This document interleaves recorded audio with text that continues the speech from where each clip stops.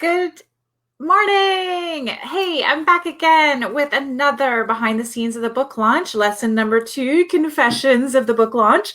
And I wanted to pop in here just for a few minutes and share some insights from the recent book launch. And so if you're thinking about birthing a book in 2019, if you already have a book, these are just little insights, little nuggets that I've learned along the way. But I just want to share a special one today because it just came up and in an earlier live stream that I did, and I wanted you guys to hear about it. So this is a copy of the first run of my book, and it arrived in the mail in a big box with a bunch of other books.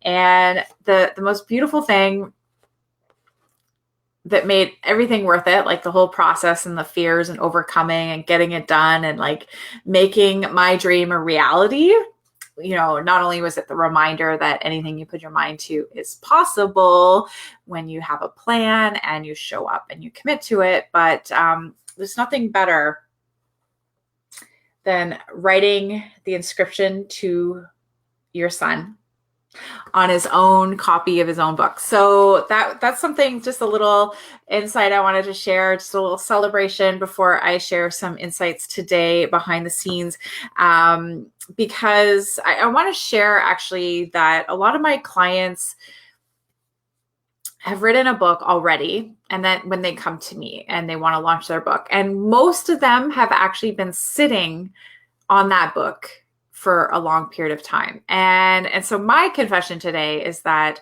when I ended up writing my book this year, I actually didn't tell a soul.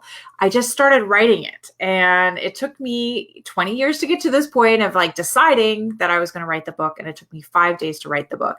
And so there's other things that are going to come up when you're birthing a book, when it's part of your business plan, whether it's just a dream and you're doing a recipe book or a children's book or a family book, or you're doing it for business, there's things that are going to come up. So first of all, the thing is like that imposter syndrome, like who am I to think I can write a book? Well, in today's technology and all the solutions available, it is a very real world where you can actually launch and publish your own book. So I think that's important to know, is that anyone can launch a book and write a book. My mom,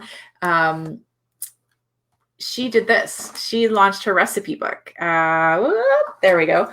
And it's 100 pages of old family recipes. Like, this is a legacy that she's leaving behind. So just so much fun.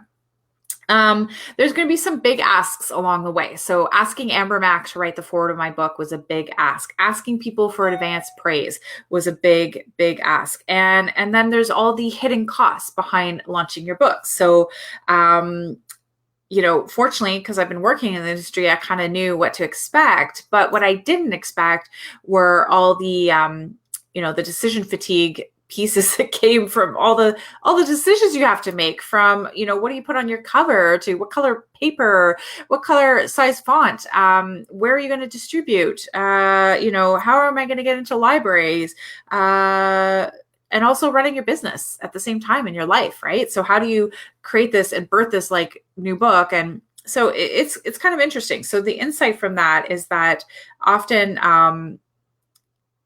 there's always going to be excuses, right? There's always going to be barriers, but the reward at the end of the day, the insight there is that it's so worth it to leave behind your legacy in your book, in your message, in your insights, whatever it is. The insight here is that it's such a proud moment, and it's worth it. It's worth all the sweat, hard work, and tears. And that's what I'm going to leave you with today. That's it. Simple, easy, little message, little dose of inspiration. Talk to you soon.